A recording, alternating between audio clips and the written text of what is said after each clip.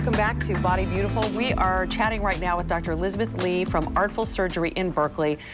We're supposed to talk about tummy tucks, but she really is knowledgeable about a whole lot of stuff. Here's the phone number, 800-440-4884.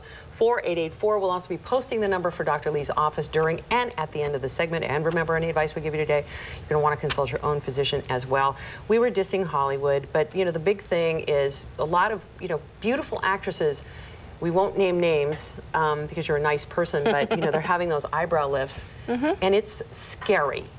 And it's a big deal. An eyebrow lift is a big deal. It can really change your face when they're in the wrong position. An eyebrow lift, in most cases, should be a matter of millimeters, which then opens up the eye, but without putting your brows in a position where you look like a deer in the headlights all the time. You're constantly surprised. Yeah, exactly.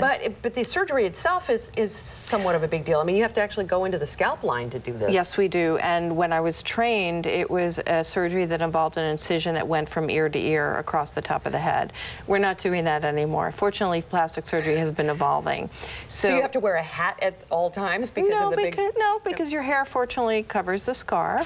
Okay. But now we can do it through very small scars with an endoscope, so that we use very small incisions, and we go in to see what we need to see with an endoscope, so that we can protect the nerves and vessels. Do you think maybe it's done to bring it way up because gravity will bring it down eventually, and they just don't adjust for it? You're shaking your head. You're saying it's hard. It's hard for me to know exactly why it's done, but again, I believe it's probably being done for patient expectations, or to meet patient expectations. And in my practice, at least, I want my patients to look natural. I don't want anybody to ask them where they got their brows done because it looks artificial. Okay, I promised we'd start going to the phone line. Sylvia from Oakland, let's get your question in. Good morning.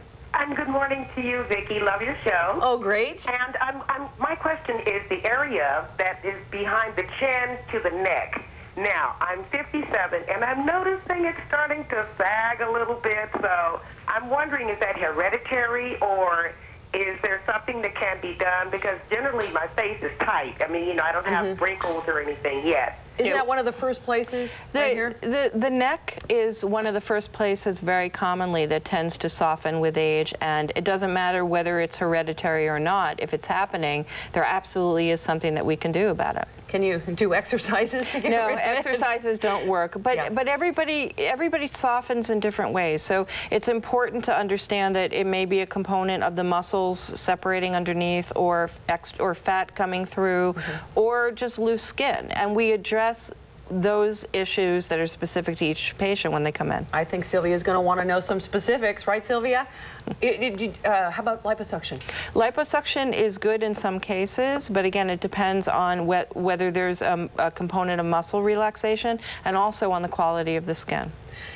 It's often said, when you look at somebody, again, Hollywood, you see the face is tight, but then you got the wrinkles, or the gobbler. Is that gobbler? Gobbler neck? Turkey neck. Yeah, but you guys are getting better at being able to work with the neck. Yes, and I keep referring back to when I was in training, because plastic surgery is evolving.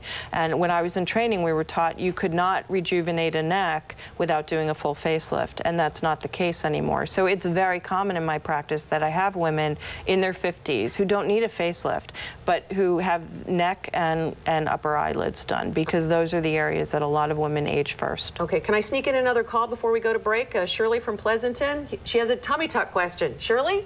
Hi. Hi. Hi. My question is, I'm on a blood thinner, Plavix. Can people on blood thinners have a tummy tuck? Yes, they can. It increases certain risks of bleeding, and we would also need to discuss why you're on the Plavix, because generally having other health issues increases the risk of surgery, but it absolutely is something that can be done as long as you're healthy enough.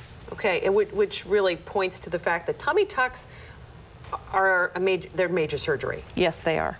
Okay, we're going to talk about that when we come back, but we need to take a quick break. For more information about